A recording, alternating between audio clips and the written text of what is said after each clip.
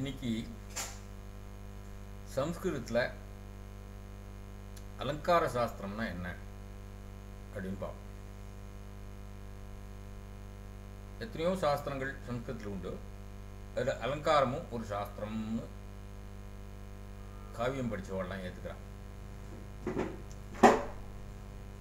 இதில் காவியத்தை படிக்கிற போது என்ன பலன் அப்படின்னா,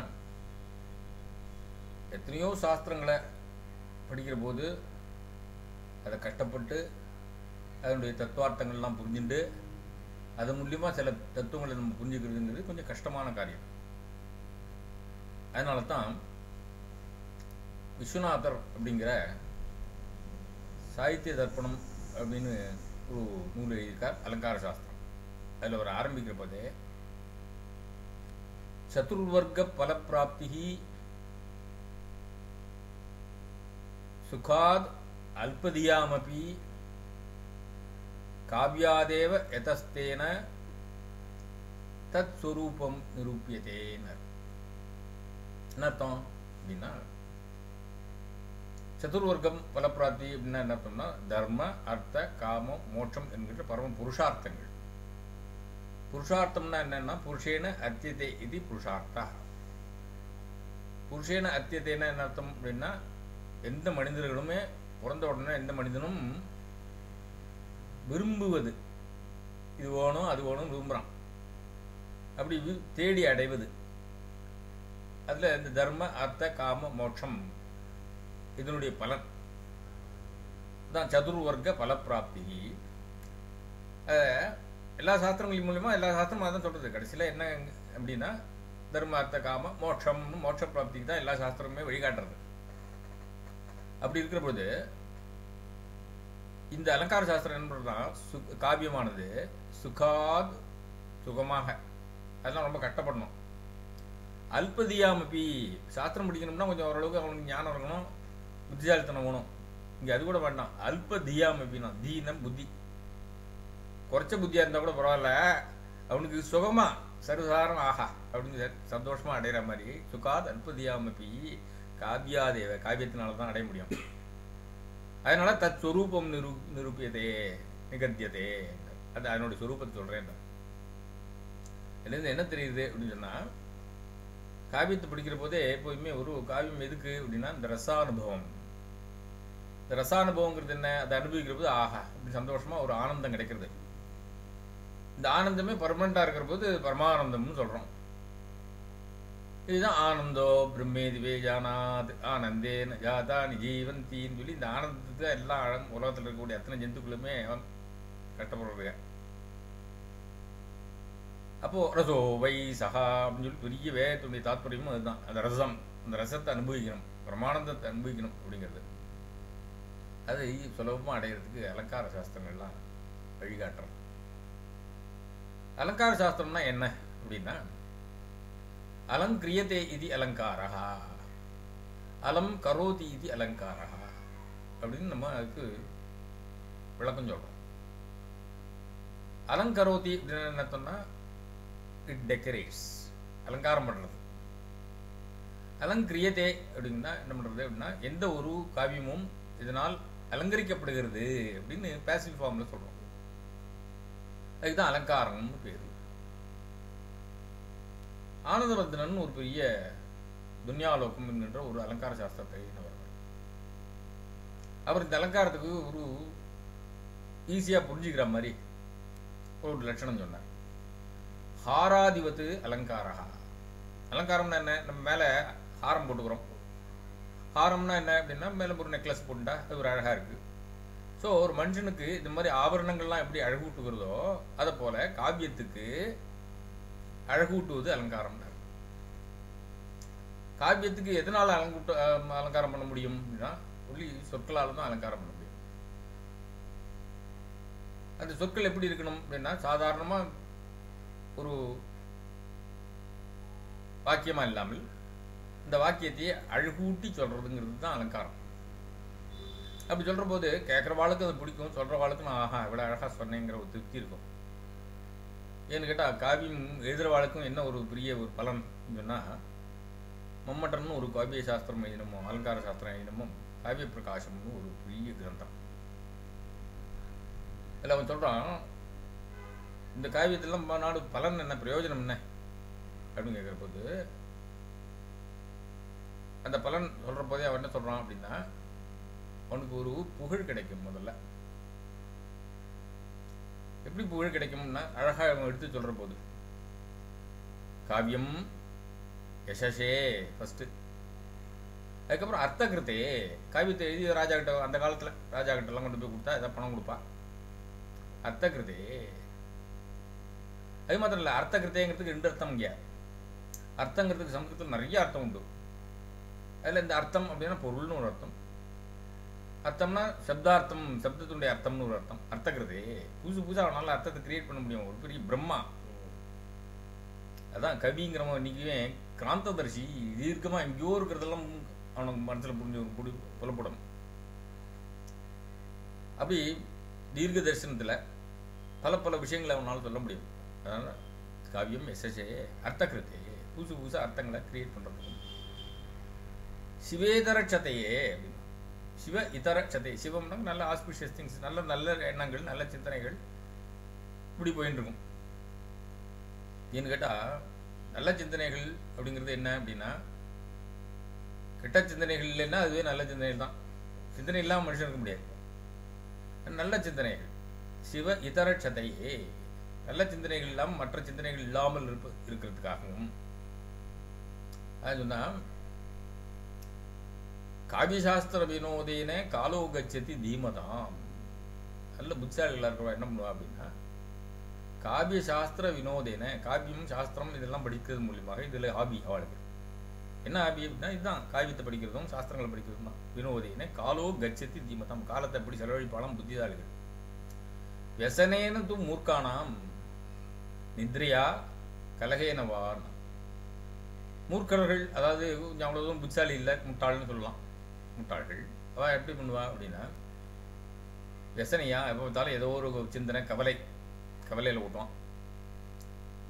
வியசனையா நித்ரையா கலகேனவான், இல்லை தூங்கிட்டே இருப்பான் பார்த்தாலும், இல்லை யாருக்காவது சண்டை மூட்டி விட்டுன்னு கலகம் பண்ணின்னு உட்காந்துருப்பான்.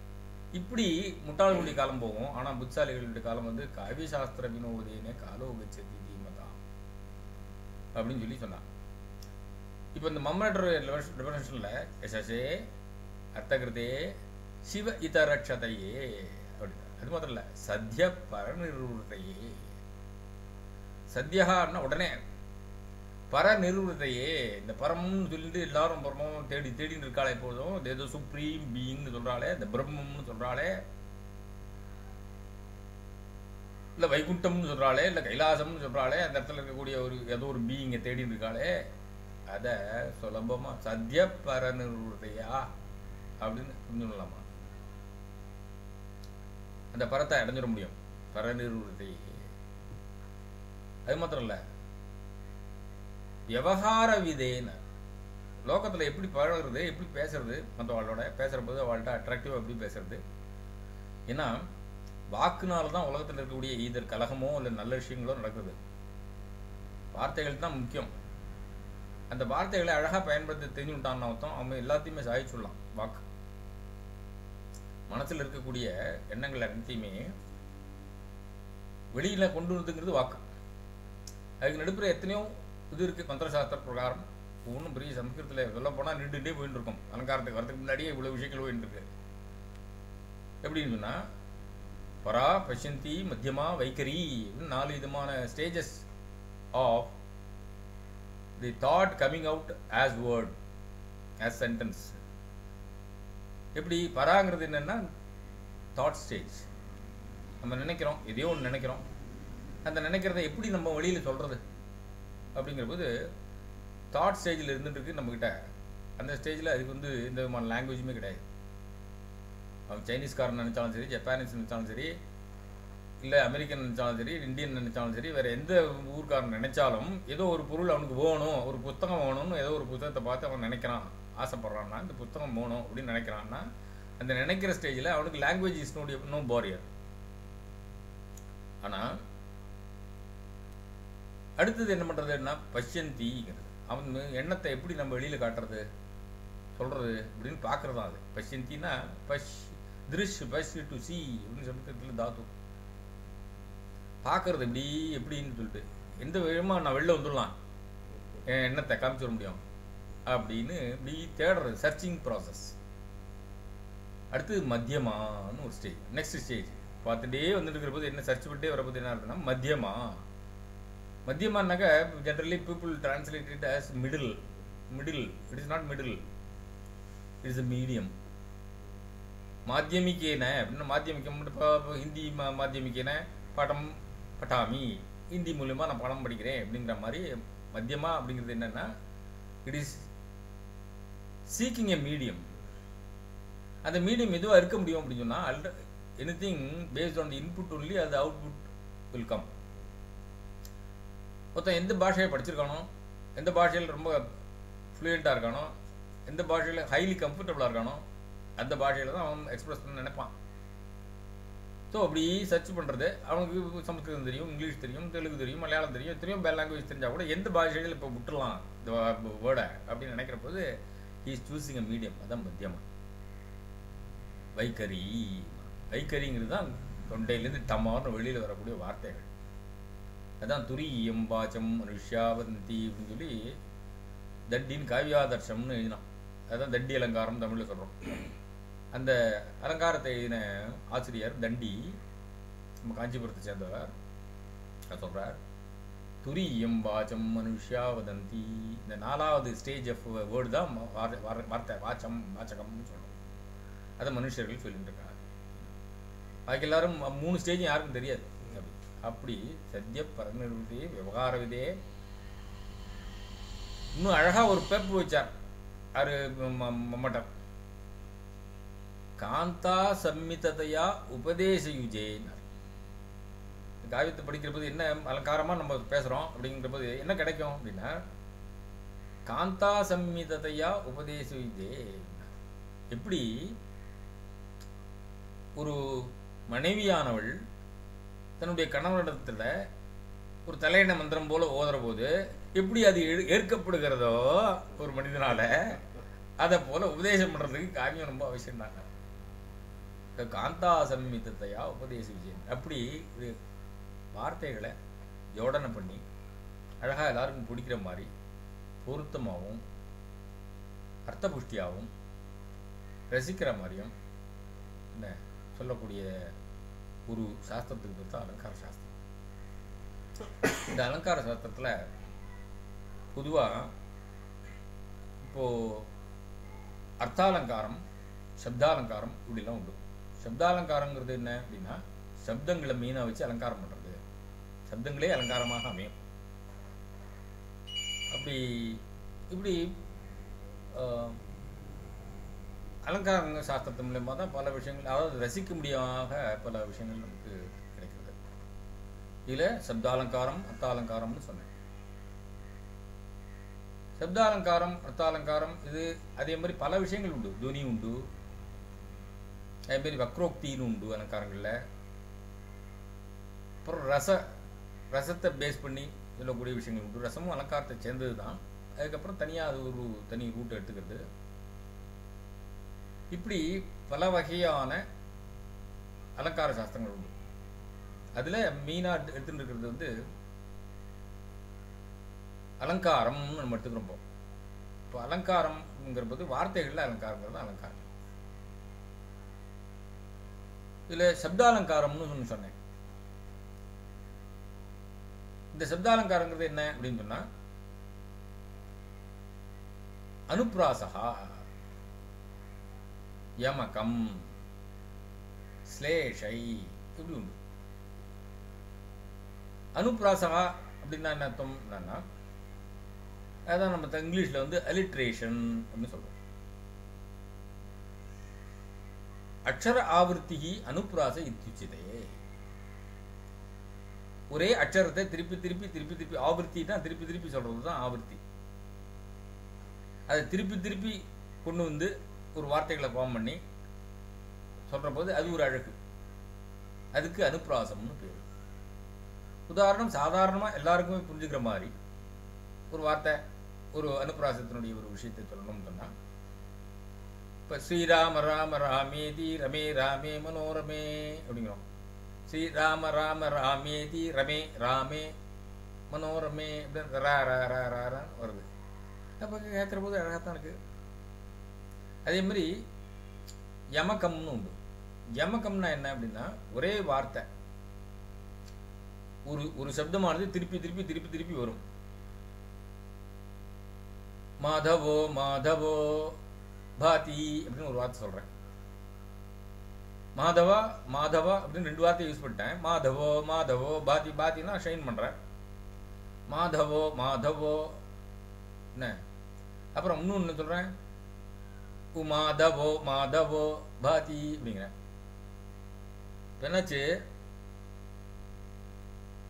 மாதவோ மாதவோன்னா மாதவர், மாதவஹான மான லக்ஷ்மி, தவஹான அவருடைய ஹஸ்பண்டு. ஸோ 2க்கும் அர்த்தம் ஆயிடுது. இப்போ எங்கேயோ ஒரு இடத்துல முன்னாடி ஏதோ ஒரு சொல்ல சேர்த்து இந்த ஊவியும் சேர்த்துட்டு உமாதவோ அப்படிங்கிறேன். உமாதவஹானாக்கா பரமேஸ்வரன், பரமேஸ்வரன் பார்வதி 2 பேரும், பரமேஸ்வரனையும் விஷ்ணுவையும் குறிக்கிற மாதிரி இருக்குது வார்த்தை. ஆனால் மாதவோ மாதவோன்னு 2 ரிப்பீட்டிஷன் மாதிரி தெரியுது. It's not repetition. ஸோ மாதவாங்கிறதுல ஒரு சப்தத்தில் ஒரு அர்த்தம் கிடைக்கிறது, இன்னொரு மாதவாங்கிறதுல இன்னொரு சப்தம் கிடைக்கிறது. 2ம் அதுக்கு பேர் தான் யமகம்னு பேர். அதுதான் ஆங்கிலத்தில் சைம்ஸ் அப்படின்னு சொல்கிறோம். ஸ்லேஷங்கிறோம், பன்னிங் ஆன் வேர்ட்ஸ். ஒரு ஸ்லேஷை சொல்கிறப்ப இப்போ ஒரு உதாரணத்துக்கு, to be closer to power is dangerous அப்படின்னு சொல்கிறப்ப என்ன ஆகுது, இந்த பவர்ங்கிற சப்தம், பவர்னா powerful persons, to be nearer to powerful persons is டேஞ்சரஸ்னு ஒரு அர்த்தம் கிடைக்கிறது.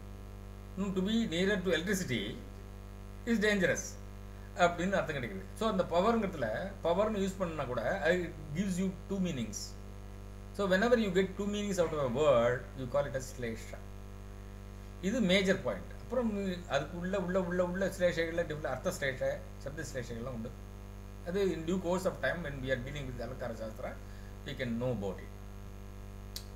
இப்போ இந்த அலங்காரம் சொன்னமே, சப்தாலங்காரம் அர்த்தாலங்காரம்ட்டு, இந்த அலங்காரத்தை முன்னாடியே ரொம்ப அழகாக எழுதி வச்சிருக்கோம். நிறைய பேர் உண்டுன்னா கூட அதில் ரொம்ப ஒரு குறிப்பிடத்தக்க ஒரு புகழை உடையவர் யாருன்னா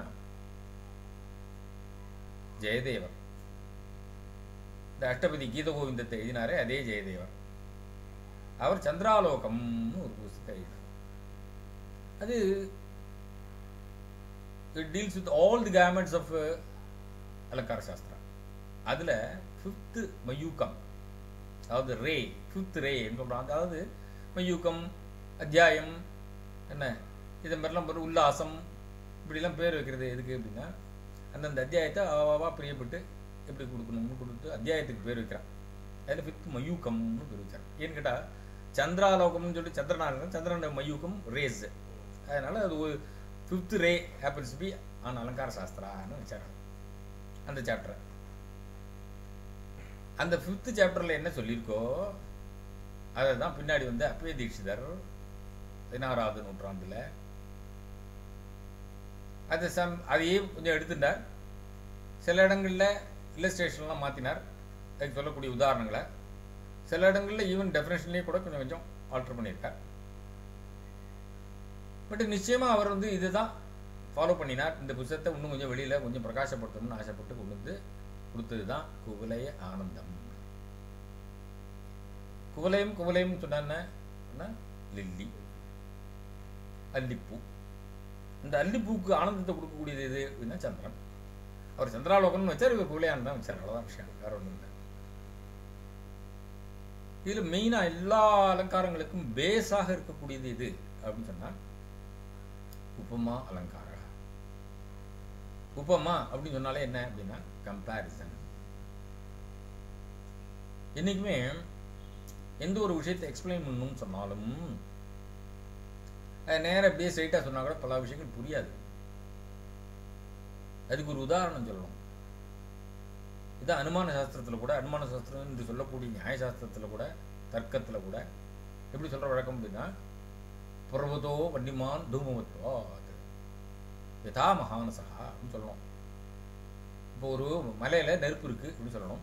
அப்படின்னா இந்த மலையில் நெருப்பு இருக்குது ஏன்னு கேட்டால் அங்கே புகையிறது. சரி, அங்கே புகையிறதுங்கிறதுனால நெருப்பு இருக்குது அப்படின்னு சொல்லிட்டேன். எதை வச்சுன்னு சொன்னேன் நான், யதா மகானசகா சமயக்கட்டில் எனக்கு ஏற்கனவே பார்த்து பார்த்து பழக்கம் இருக்குது. அங்கே புகை வந்திருக்கு, புகை வந்து போய் பார்த்தோன்னா அங்கே நெருப்பு இருந்திருக்கு. ஆகையினால அதை போல் இது இருக்கிறதுனால இந்த இடத்துலையும் இங்கே நான் சொல்கிறேன் மலையில் நெருப்பு இருக்குன்னு உதாரணம் சொல்லணும். அப்படி உதாரணம் சொல்கிறவாள் தான் ரொம்ப வசதியாக சொல்கிறது. பெரிய பெரிய நல்ல பெரிய வாக்மி, பெரிய பேசுகிறவன், அழகாக பேசுகிறவன் அப்படிலாம் சொல்கிறான்னா அவன் எதையுமே ஒரு கம்பேர் பண்ணி பேசுகிற போது ரொம்ப பியூட்டிஃபுல்லாக இருக்க அப்படின்னு எல்லாரும் அப்ரிஷியேட் பண்ணுறான். இதுதான் காளிதாசனுடைய குமார சம்பவத்துலையும் என்ன பண்ணுறாங்க, எடுப்புற அதாவது சிவபெருமான் பார்வதியை கல்யாணம் பண்ணிக்க நினச்சார். அந்த சமயத்தில் அவர்கிட்ட போய் யார் போய் வரம் கேட்கறது, பொண்ணை கேட்கறது சிவன்கிட்ட அப்படின்னு இது ஹிமவான் கிட்ட அப்படின்னு யோசனை பண்ணினார். இவருக்கு அப்பா கிடையாது, அம்மா கிடையாது, ஒருத்தர் கிடையாது, ஒட்டு உறவே இல்லை. இந்த மாதிரி சந்தர்ப்பத்தில் ஐயோ என்னடா பண்ணுறதுன்னு நினச்சிட்டு இருக்கிற போது சப்த ரிஷிகள் இருக்காளே அவளை நினச்சி பார்ப்போம்னு சொல்லி சப்த ரிஷிகள் நினச்சார் இவாளெலாம் எதாவது நமக்கு ஹெல்ப் பண்ணுவாரான்ட்டு சப்த ரிஷிகள் உடனே நினச்ச மாதத்தில் அங்கேருந்து நின்னா சொல்லி இப்போ சொன்னால் இது நான் எப்படிலாம் பேச மாட்டேன். ஏவம் வாச்சியா கன்யார்த்தம் இதுவா நோபதிஷ்யதே பவத் பிரணீதம் ஆச்சாரம் ஆமனந்தி சாதவா.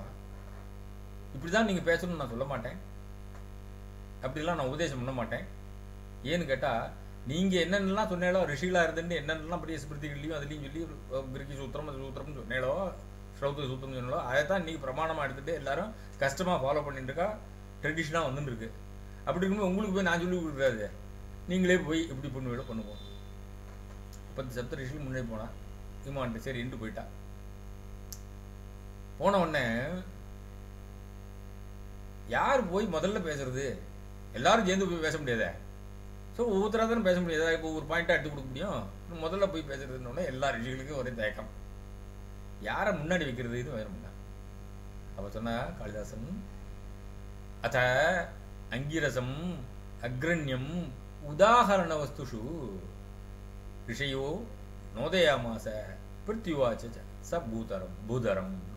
என்ன அர்த்தம்னா இப்படி யோஜனை பண்ணிட்டே வரப்போது யாரும் நல்லா பேசுவார் நம்ம 7 பேருக்குள்ள அப்படின்னு ஒன்று. அங்கிரஸ் மகரிஷி அவ்வளோ பிரமாதமான ரிஷியா, நல்லா பேசுவார்.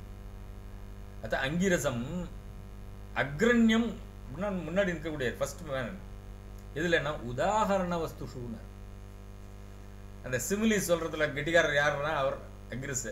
அதை அப்படி பாரு, அது பாரு, அது பாரு, அது பாரு அப்படின்னு சொல்லி உதாகரண வஸ்துஷு ரிஷியோ நோதயாமாசன். ஒவ்வொரு ரிஷிகளும் ஒருத்தர கியூப் மாதிரி ஃபார்ம் பண்ணிட்டு ஒருத்தர் பின்னாடி இடிச்சுட்டு நீ போ முன்னாடி சொல்லி கடைசியில் அக்ரண்யமா முன்னாடி கொண்டு இருக்கக்கூடிய முன்னிலை வைக்கக்கூடிய அவரை கொண்டு போய் அங்கிரச ரிஷியை முன்னாடி நிறுத்திப்பாளாம். அப்புறம் அவர் பேசினார் அப்படின்னு சொல்றாரு. அப்போ அவர் சொன்னார், அவர் அதுக்கு தகுந்த மாதிரி ஒரு அந்த இடத்துல அந்த உமா எப்படி கொடுத்துன்னு போறாருன்னு சொல்றேன். அப்படிங்கிறபோது யாரும் சொல்றாத உபமா காளிதாசிய அப்படின்னு பேர் வாங்கினோம் காளிதாசன். அதாவது தண்டினஹா பதலாலித்யம் பாரவேகே அர்த்த கௌரவம் உபமா காளிதாசிய மாகேசந்தி திரையோகுணான்னு ஒரு ஸ்லோகம். என்னன்னா தண்டின் மகாகவிக்கு பதலாலித்யம் அப்படி அவங்க யூஸ் பண்ணுற போதே சரளமாக போகுமா, விதவுட் எனி எஃபர்ட். அவனுடைய வேர்ட்ஸ்லாம் என்ன இப்போ வந்து சொல்லணும்னா வாணிம் ஜித சுகதானிம் மணி உளவேணிம் பவாம்புதி துரோணிம் வீணா சுக சிசுபாணிம் நத கீர்வாணிம் நமாமி சர்வாணிம் அப்படின்னு சொல்கிற மாதிரி சர சர சர சர சர சர அப்படின்னு போவோம். பதலாலித்யம் பாரவேகே அர்த்த கௌரவம். பாரவிக்கு என்ன கௌரவம்னா அர்த்தம். இதையா சொல்லிட்டான்னா அப்படி அர்த்தம். அது ஏன்னா பாரவி அவ்வளோ ஈஸியாக பற்றி நாரிகளை பார்க்கணும்னு சொல்லுவாள். நாரிகளை பார்க்கணும்னா என்னன்னா யானை இருக்குது, இது தேங்காய் இருக்குது, தேங்காய்க்குள்ளே இளநீர் இருக்குது, ரொம்ப ஸ்வீட்டாக ஆனந்தமாக உடம்புக்கும் இளமையை கொடுக்கக்கூடிய ஒரு இளநீர். அப்படிப்பட்ட இளநீரை குடிக்கணும்னா என்ன பண்ணணும்னா அது மட்டையை உடச்சி கீறி அதுக்கப்புறம் மறுபடியும் தேங்காயை உடச்சி அதில் ஜலத்தை எடுத்து நம்ம சாப்பிட்றதுங்கிறது எவ்வளவு ப்ராசஸ் இருக்குது. அதில் உடச்சி கட்டப்பட்டு கடைசியில் சுவாரஸ்யத்தை அனுபவிக்கும். அது மாதிரி பாரதியினுடைய வார்த்தைகள் எல்லாத்தையும் கொஞ்சம் ஒட்டச்சு இவ்வளோ அழகாக சொல்லியிருக்கானேன்னு அர்த்தம். இந்த அர்த்த கௌரவம் உபமா காளிதாசிய. உபமா காளிதாசனுக்கு என்னன்னா உபமா எதை சொன்னாலும் ஒரு டக் டக்னு அப்படியே ஒரு மாதிரி ஸ்பான்டேனியஸ் ஃப்ளோ ஆஃப் சிமிலிஸ் வந்துட்டு இருக்கும். மாகேஸ்தந்தி திரையோ குணாகனா இந்த மாகன்கிற மகாகவிகிட்ட விசுபாலாவட்டம் மகாகவிகிட்ட இந்த 3 குணமே இருக்குடாப்பா. பதலாளித்தியமும் இருக்கு, அர்த்தகௌரவமும் இருக்கு, அது மாதிரி உப்புமா சொல்றதுலயும் ஒரு வல்லவனா இருக்கான் அப்படின்னு சொல்லி அவருக்கு ரொம்ப பெருமையை சொல்லுவான். மாகனை பற்றி பேசுறது சொன்னீங்க. அப்போ அவர் என்ன பண்ணார், அந்த அங்கிரஸ் போய் அவர்கிட்ட ஹிமான்ட்ட பேசுற போது, இந்த உலகத்துக்கெல்லாம் யாரு விஸ்வகர்த்தா யாரு அப்படின்னா பரமேஸ்வரன், விஸ்வ சம்ஹர்த்தா அதை அழிக்கிறவன் யாருன்னா பரமேஸ்வரன். அப்படிப்பட்ட ஒரு பெரிய ஒரு லெவலில் இருக்கு விஸ்வ குருவும் லோகத்துக்கு. அப்போ அவனுக்கு நீ பொண்ணை கொடுத்துட்டேன்னா அவன் மாமனார் ஆகி நீயும் வந்து குரு ஆயிடுவேன். குருங்கிற இதுக்கு வந்து எல்டர்னு ஒரு அர்த்தம் உண்டு சமஸ்கிருதத்தில். ப்ரிசப்டார் டீச்சர் அப்படிங்கிற அர்த்தம் உண்டு. குருன்னா ரொம்ப வெயிட்டி பர்சன் குரு அப்படின்னு ஒரு அர்த்தம் உண்டு. அப்போ இத்தனைக்கு மேல நீ வந்து அவனுக்கு ஒரு குரு பெரிய லெவல்ல இருக்க போற விஸ்வகுரோஹோ குரு பாரு. அவ யாரு விஸ்வத்தை பண்றவர், அவர் வந்து உங்ககிட்ட வந்துட்டாருனா அப்படின்னு சொல்லி அந்த உதாரணத்தை காமிச்சு அப்படி பெருமையை சொல்லி அவங்க சரி கடைசியில் அக்செப்ட் பண்ணி வச்சுட்டார்.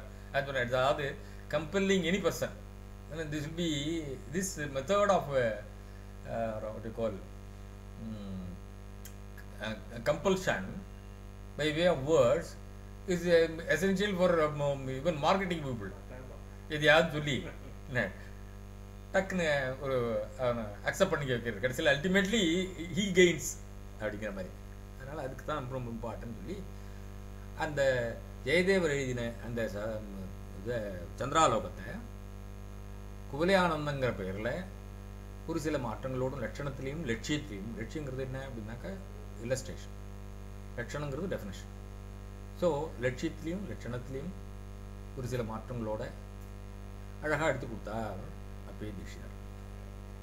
அதில் ஃபர்ஸ்ட் எடுத்துட்டு அலங்காரம் அதான் சொன்னேன், எல்லா அலங்காரங்களுக்கும் பேஸாக இருக்கிறது உப்புமா அலங்காரம். உப்புமானு தான் மீன்.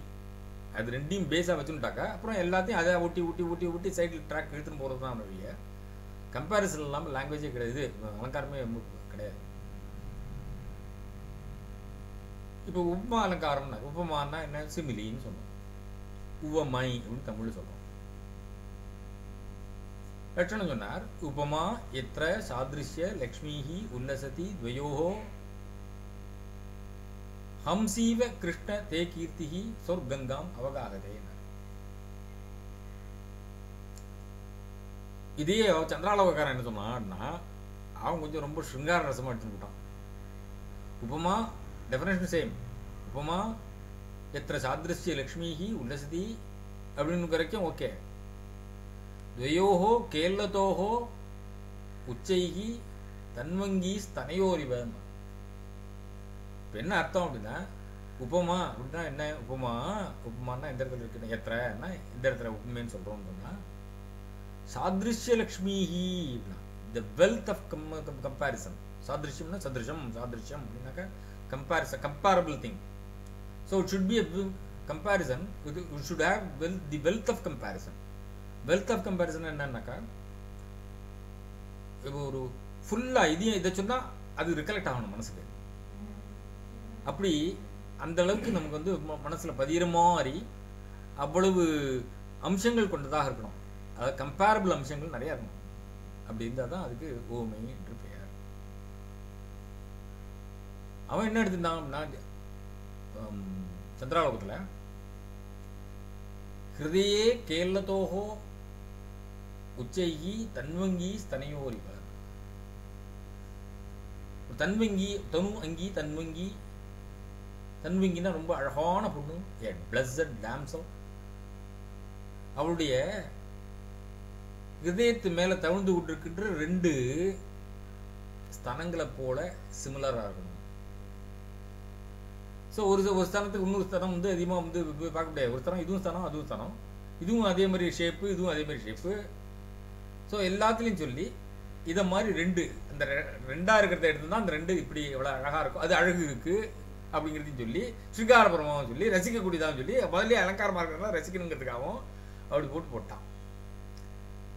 அது அப்பயே தீட்சருக்கு இன்னும் மனசில் படலை.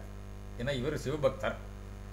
இவருக்கு போய் என்னடா எடுத்த உடனே இப்படி பண்ணிவிட்டாங்க. அவன் அட்டபதி எழுதினவன், அவன் கிருஷ்ணன் லீலைகள்லாம் எழுதினோம், பச்சை பச்சையா எல்லாத்தையும் பேசினோம். அவனுக்கு சர்வசாதாரணமாக இருந்தது. இது ஒன்றும் பெரிய விஷயமா தெரியல. அது சொல்கிற போது ரசிக்கட்டுமே எழுதினான். இவர் அதை கொஞ்சம் அந்த டெஃபினேஷனை மாற்றினார். ஹம்சீவ கிருஷ்ண டெஃபினேஷனை மாற்றல, உதாரணத்தை மாற்றினான், இல்லஸ்ட்ரேஷன் லட்சியத்தை மாற்றினான். ஹம்சீவ கிருஷ்ண தே கீர்த்திகி சொர்க்கங்காம் அவகாகதே. கிருஷ்ணா அப்படிங்கிறது எங்க சம்போதன பிரதமா. சம்போதன பிரதமானா அட்ரஸிங். ஓ கிருஷ்ணா, தே கீர்த்தி, உன்னுடைய கீர்த்தி புகழானது எப்படி இருக்கு? ஹம்சி இவ, ஒரு பெண் ஹம்சத்தை போல. ஹம்ச இவன் சொல்ல, ஹம்சி இவ தே கீர்த்தி, உன்னுடைய கீர்த்தியானது ஒரு பெண் அன்னப்பறவையை போன்று இருந்தது. என்ன பண்ணிது எப்படி அப்படின்னா, சொர்க்கங்காம் அவகாகதே, சொர்க்கத்தில் இருக்கக்கூடிய கங்கையில போய் முழுகிறது. ஆகாச கங்கையில ஹம்சிக்கள் இருக்கும், அது அங்க முழி முழி ஏந்துகிறது. அது ஆகாச கங்கை, சொர்க்கம்.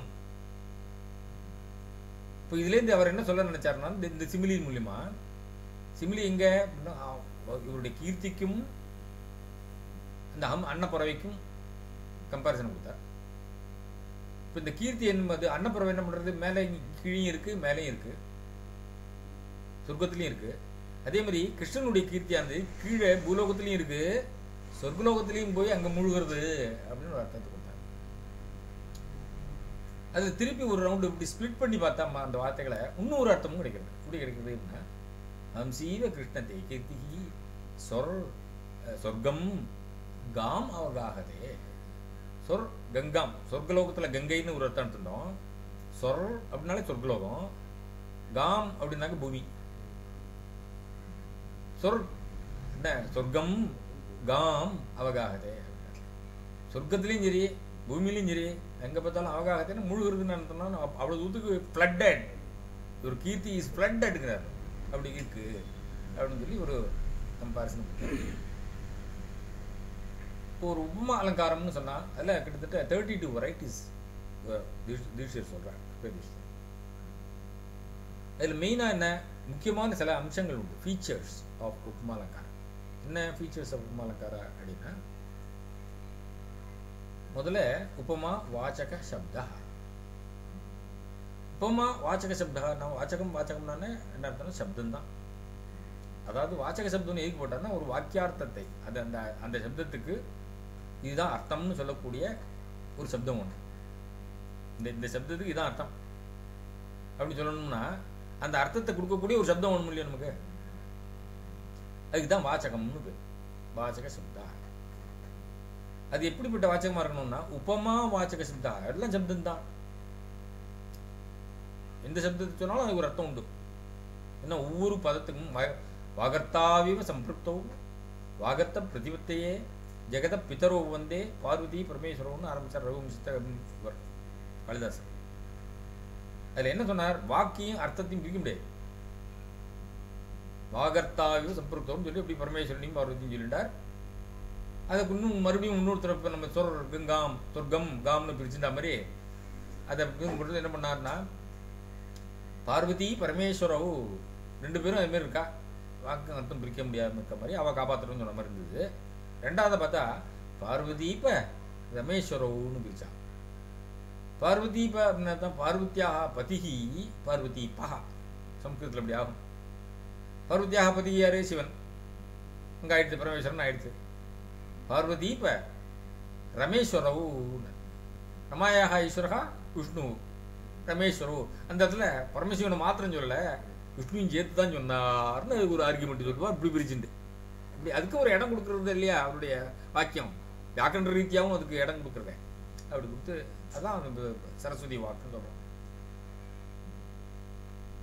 சரஸ்வதி வாக்குங்கிறதுக்கு தான் நம்ம தெரிஞ்சுட்டு இருக்கோமே. அதாவது கவிர்தண்டி கவியும், அதாவது தண்டிக்கும் காளிதாசனுக்கும் முன்ன பின்ன, அதாவது அதனுடைய டைம் பார்த்தோம்னா க்ரோனாலஜி மே டிஃபர். பட் ஃபார் சமத்காரம் இவரும் ரெண்டு பேர் கவிகளையும் வசதியாக சொல்லணுங்கிறதுக்காக ஒரு சின்ன சொல்லி ஒரு கதை ஒன்று சொல்லுவாள்.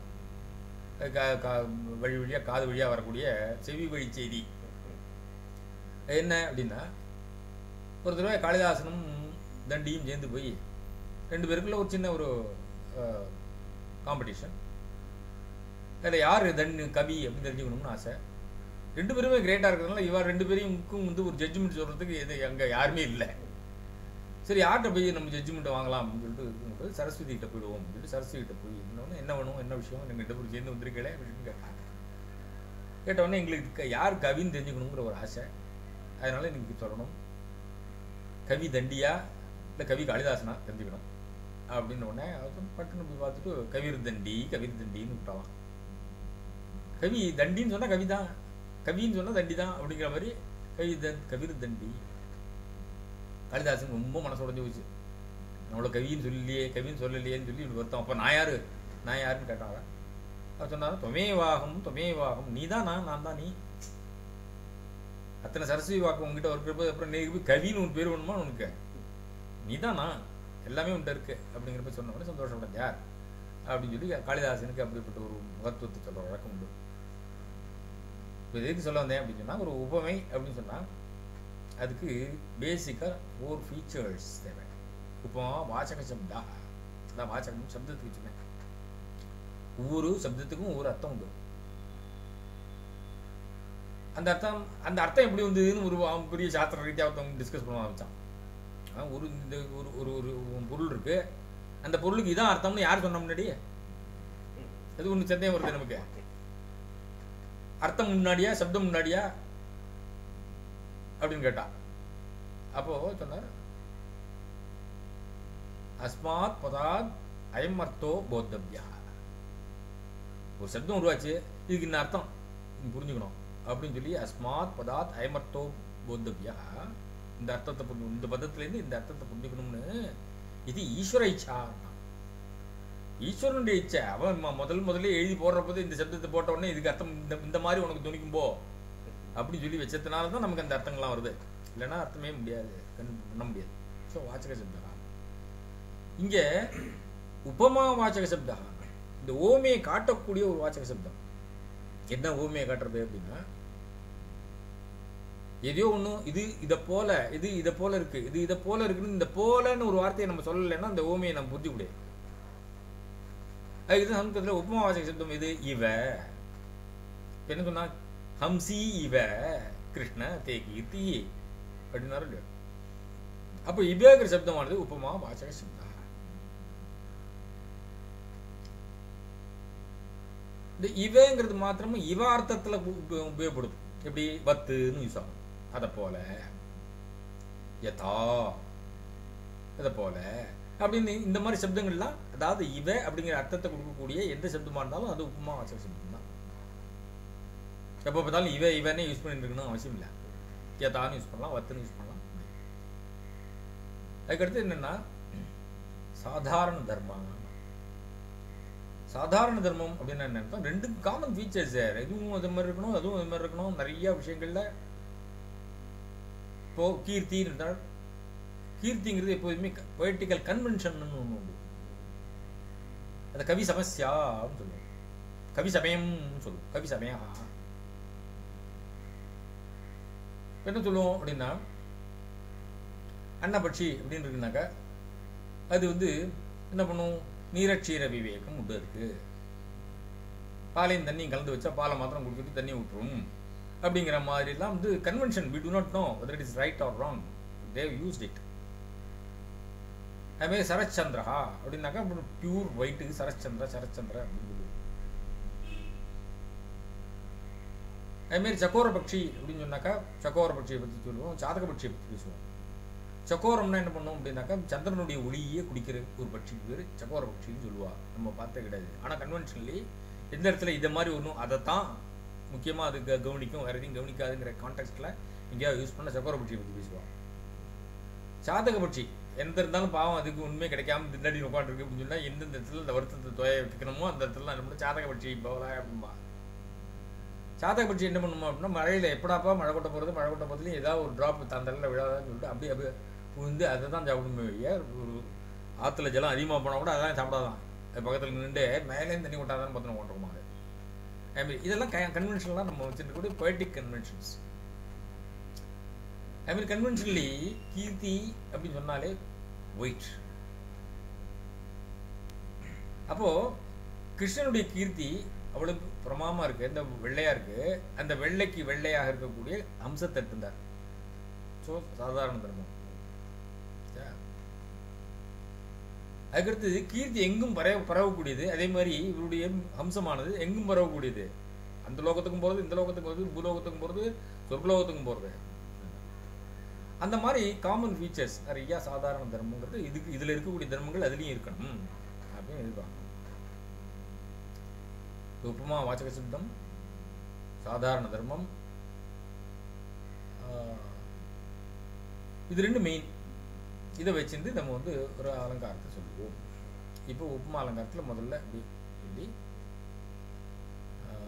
இதில் இப்போ அனன்வய உப்புமா, அப்புறம் லுப்தோப்புமா, சம்பூர்ண உப்புமா அப்படி சொல்லி, அதாவது இத்தனை ஃபீச்சர்ஸும் ஒன்றில் இருந்ததுன்னா அது பூர்ண உப்புமா. பூர்ணமாக எல்லா ஃபீச்சர்ஸும் இருக்குது. சில சமயத்தில் எனக்கு ஒன்று இருக்கும் ஒன்று இருக்காது. என்ன ஒன்று இருக்கும் ஒன்று இருக்காதுன்னா, இப்போ வாச்சக சப்தமே இல்லாமல் கூட இருக்கும். சாதாரண தர்மத்தில் கொஞ்சம் குறையலாம். இப்படி அதில் 4 ஃபீச்சர்ஸ். என்ன 4 ஃபீச்சர்ஸ் அப்படின்னா, உப்புமா அலங்காரத்தில்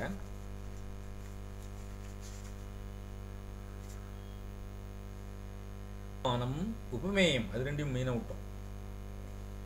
உபமானம் உபமேயம் சாதாரண தர்மம், அப்புறம் உப்புமா வாச்சக சப்தம். உபமானம் உபமேயம்னா என்னன்னு தெரிஞ்சுக்கணும். முதல்ல உப்புமா அலங்காரம் தெரிஞ்சுக்கணும். உபமேயம்னா எந்த ஒரு வஸ்துவோட கம்பேரிசனுக்காக அது கம்பேர் பண்ண போறோமோ அதுக்கு பேர் உபமேயம். உபமானம்னா என்ன அப்படின்னா, எந்த வஸ்துவுக்கு நிகராக வேற எங்கேயோ இருக்கோ ஏதோ ஒன்று அதை எடுத்துட்டு உபமானமாக கொண்டு வரும். என்னைக்குமே உபமானங்கிறது வெளியிலேருந்து கொண்டு வர விஷயம். உபமேயங்கிறது நம்ம கையில் வச்சுட்டு எதை பற்றி நம்ம டிஸ்கிரைப் பண்ண போகிறோமோ அது. அதனால் உபமேயம்னு ஒன்று உண்டு, உபமானம்னு உண்டு. இப்போ இந்த இதில் அலங்காரத்தில், உப்புமா அலங்காரத்தில் தீட்சர் பண்ண இந்த லட்சணத்தில் லட்சியத்திலையும் சரி என்ன நடந்தது அப்படின்னா, கிருஷ்ணன் உபமானம், அது உபமேயம். எப்படி இருக்காது அப்படின்னா, கிருஷ்ணனை டிஸ்கிரைப் பண்ணுற போது இப்போ இது எடுத்துப்போம், ஹம்சம் உபமானம், ஹம்சி உபமேயம், கீர்த்தி இல்ல ஹம்சி உபமானம், கிருஷ்ணனுடைய கீர்த்தி இருக்க அது உபமேயம். கிருஷ்ணனுடைய கீர்த்தி உபமேயம். அந்த கிருஷ்ணனுடைய கீர்த்திக்கு ஹம்சி இவ ஹம்சத்தை கொண்டு வந்தார். இப்போ இவங்கிறது இப்போ வாசக சப்தம். இப்போ நமக்கு தெரிஞ்சு போச்சு உபமேயம் எதுன்னு தெரிஞ்சுது. உபமானம் உபமேயம் உப்புமா வாசக சப்தம். சாதாரண தர்மத்தை நம்ம ஏற்கனவே பார்த்துட்டோம். இந்த ஒயிட் கலர் கீர்த்தி எங்கே பார்த்தாலும் பரவக்கூடியதுங்கிறது சாதாரண தர்மம். இப்படி எல்லாம் இருக்கிற போது with all components it becomes பூர்ண உபமா. இதில் ஏதாவது ஒன்று உப்புமானம் மிஸ் ஆகும், இல்லை உபமேயம் மிஸ் ஆகிற சான்ஸில் அதுவும் கூட சமயத்தில் மிஸ் ஆகும், அது கூட உண்டு. ஸோ இந்த 4ல் ஏதாவது ஒன்று இல்லைன்னா ஏதாவது 2 அப்படி மிஸ் ஆகுதுன்னா என்ன அர்த்தம்னா அதை சொல்லாமல் விட்டுருவாங்க. அண்டர்ஸ்டாண்டபிள் அப்படின்னு சொல்லிட்டான்னு சொன்னால் அந்த இடத்துல அதுக்கு லுப்த உபமானத்தில் இருக்கக்கூடிய இந்த 4 காம்பனன்ட்ஸில் ஒன்றும் இல்லை. லுப்தம்னு காணா போச்சு, நட்டம்னு அர்த்தம். அனன்வய உபமாம்பம். அனன்வயம்னா என்னன்னா, இதுதான் கம்பேரிசன், வேற ஒன்றும் கம்பேர் பண்ண முடியாது. இப்போ பின்னாடியே வரப்போகிறது அது, இருந்தாலும் ஒரு சின்ன ஒரு ப்ரிலூடாக சொல்கிறேன்.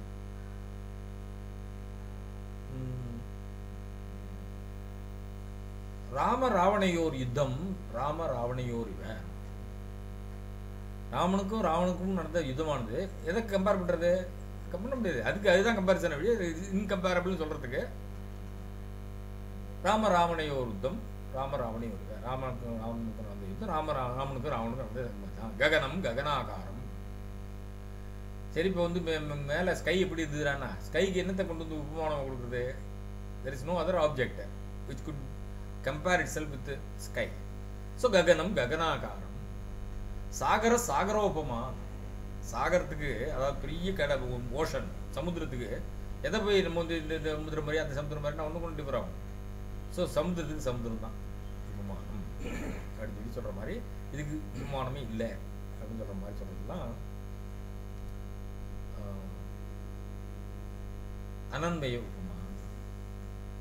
இந்த உபமாலேருந்து எடுத்துன்னு தான் நிறைய அதர் அலங்காரங்கள்லாம் வரும். இப்போ ரூபகம் அப்படின்போம். இந்த ரூபகங்கிற அலங்காரம் மெட்டஃபார். இந்த மெட்டஃபாருங்கிறது அந்த உப்மா பேஸ் பண்ணி தான். எல்லாத்துலேயும் உப்மானம் உண்மையும் ரெண்டும் ஓணும். அதை பேஸ் பண்ணிட்டு உப்மானம் மாத்திரம் விசேஷமாக இருக்கும், சில இதில் உண்மை மாத்திரம் விசேஷமாக இருக்கும், சில இதில் வந்து இப்போ வெதிரேக அலங்காரம்னு ஒன்று இருக்குது. அது என்ன பண்ணுவோம் அப்படின்னா, உப்புமானம் உண்மையை ரெண்டையும் சொல்லிட்டு ஒரு உண்மையத்தையோ ஒரு உப்புமானத்தையோ ஹைலைட் பண்ணி சொல்லுவோம். அது வசதி அப்படின்னு சொல்லி டிஸ்டிங்விஷ் பண்ணுவோம். இதுலேருந்து அது டிஃபர் பண்ணுவோம். அப்படி சொன்னால் அதுக்கு வெதிரேக அலங்காரம். இப்படி அலங்காரங்களில் பல வகைகளில் உப்புமாங்கிறது முதல்ல அது அலங்காரானாம் ராஜா அப்படின்னு கூட சொல்லலாம். இப்போ நம்ம இந்த உப்புமாங்கிறது எதில் அடங்கிறது அப்படின்னா, நம்ம ஏற்கனவே பேசிட்டேன், சப்தாலங்காரங்கள் அர்த்தாலங்காரங்கள் அர்த்தாலங்காரங்களில் வர்றது தான் உப்புமாலங்காரம். அர்த்தத்தை மீனாக வச்சுட்டு வருது. சப்தாலங்காரங்கள் நம்ம முன்னாடியே ஒரு கோடு பார்த்துட்டோம். அது பியூர்லி பேஸ்ட் ஆன் சவுண்ட்ஸ். இது purely based on the meaning. அர்த்தாலங்காரங்கள் அதில் ஃபஸ்ட்டு வருது உப்புமாலங்காரம். அந்த உப்புமாவை பேஸ் பண்ணிட்டு அது ஜஸ்ட் லைக் பேனியன் ட்ரீ. அது that gives sprouts of so many அலங்காரம்.